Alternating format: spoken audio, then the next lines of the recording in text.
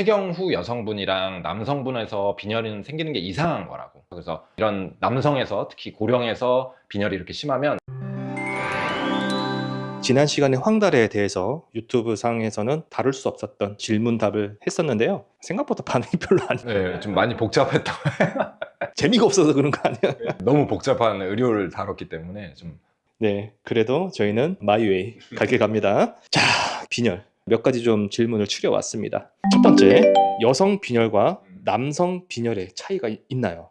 빈혈의 원인의 차이는 없는데요. 어떤 차이가 있냐면 폐경 전 여성이 생리를 하고 있는 여성분들은 빈혈이 대부분 생겨요. 그러니까 피가 부족해질 이유가 많은데 폐경 후 여성과 남성에서는 피를 소실할 일이 없기 때문에 빈혈이 생길 수가 없습니다. 그래서 우리 남성과 폐경 후 여성에서 발생하는 빈혈 같은 경우는 피가 안 만들어지는 상황, 뭐 예를 들어 골수의 고장, 혈액과 골수암 같은 게 아닌지를 확인을 하셔야 되는 거고, 또 한 가지는 출혈이죠. 출혈이 되는 게 소화기 쪽에 궤양이라든가 암이 없는지 감별이 필요한 상태를 시사하기 때문에 조금 경도의 빈혈이 아니라면 검사를 권고하게 되는 거죠.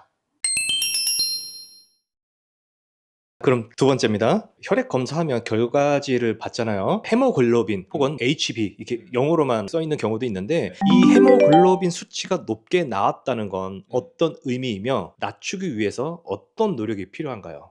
이걸 정확히는 적혈구 과다증이라고 합니다. 적혈구 과다증이라고 해서 적혈구수랑 헤모글로빈이라는 HB가 정상보다 높은데, 남자 같은 경우는 이제 혈색소 기준으로 17 이상, 여자 같은 경우는 15 이상일 때 적혈구 과다증이라고 하는데, 흡연과 비만이 또 흔한 원인이라서 일단은 금연하시고 체중을 먼저 감량을 해보셔야 돼요. 그런데도 좋아지지 않는다. 그럼 또 중증 질환들이 많습니다. 대표적으로 저산소증이라고 해서 고지대에 살거나 수면 무호흡이 되게 심하거나, 그 다음에 만성 폐질환, 폐쇄성 폐질환 같은 게 있거나, 선천적으로 심장이 안 좋거나 심장 질환이 있거나, 그래서 일산화탄소에 만성적으로 조금 미세하게 중독돼 있거나, 그거를 극복하기 위해서 헤모글로빈이 많이 만들어지는 거죠, 혈색소가. 그러면서 생기는 거고, 또 대표적으로는 신장 질환이라고 해서 신장에 낭종들이 무수하게 많다든지, 신장 동맥이 협착돼 가지고 혈류가 안 좋다든지, 일부의 사구체심염, 신장 이식종양, 바터증후군 뭐 이런 게 신장 질환에서 있을 수 있고요. 그 다음 유전성으로 적혈구를 많이 만들어내는 유전병이 있어요. 그걸 이제 유전성 진성 적혈구 증가증이라고 하고, 신장암이라든가 간암, 부신선종, 갈색세포종, 수막종 이런 것들도 원인이 돼서, 내가 딱 체형을 보고 담배도 많이 펴, 그리고 뚱뚱해, 그리고 수면 무호흡도 좀 있는 것 같아,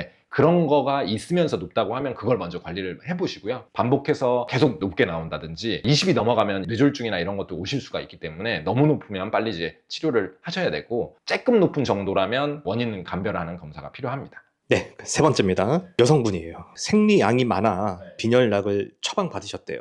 그런데 이 약 때문에 변비가 너무 심해져요. 이게 너무 불편해서 빈혈 주사를 받고 싶으시다는데, 빈혈 주사 원장님 병원도 네, 철분주사라고 하죠. 철분주사. 네. 네, 그 가격이 궁금하고 효능을 기대해도 되는지.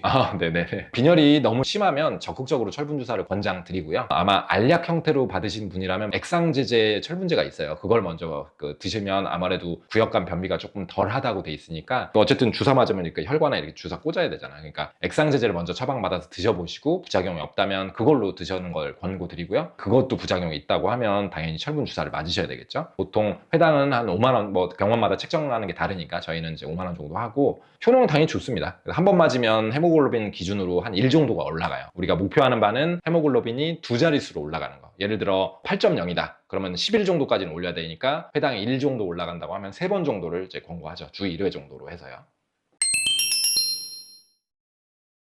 네, 알겠습니다. 이제 마지막 질문인데요. 88세 되신 어르신이에요. 빈혈 수치가 8.4가 나왔다고 합니다. 근데 이게 철분 부족으로 인한 빈혈인지, 이거를 혈액 검사나 분변 검사가 대변 자멸 검사라고 하죠. 그걸 알 수가 있을까요? 아까 말씀드렸죠. 폐경 후 여성분이랑 남성분에서 빈혈이 생기는 게 이상한 거라고. 굉장히 심한 빈혈을 한 자릿수기 때문에 원인을 정확하게 감별하셔야 돼요. 그래서 일단 피 검사를 통해서 어떤 종류의 빈혈인지, 빈혈 종류 되게 많거든요. 못 먹어서 생기는 거, 골수가 고장나서 생기는 거, 골수에 암이 생겨서 그러는 경우, 백혈병이 생겨서 그러는 경우, 그다음에 출혈이 되면서 피가 자꾸 손실돼서 그러는 경우가 있기 때문에 피검사로 종류를 확인하시고, 암 쪽이라면 당연히 골수 검사를 해야 되고요. 암 쪽이 아닌데 출혈 쪽이다, 그게 철결핍성 빈혈인데, 그런 경우는 출혈을 꼭 감별하셔야 돼요. 근데 출혈이 되는 게 궤양이라든가 소화기 암이라고 했죠. 그래서 이런 남성에서 특히 고령에서 빈혈이 이렇게 심하면 위대장 내시경을 반드시 권고드립니다.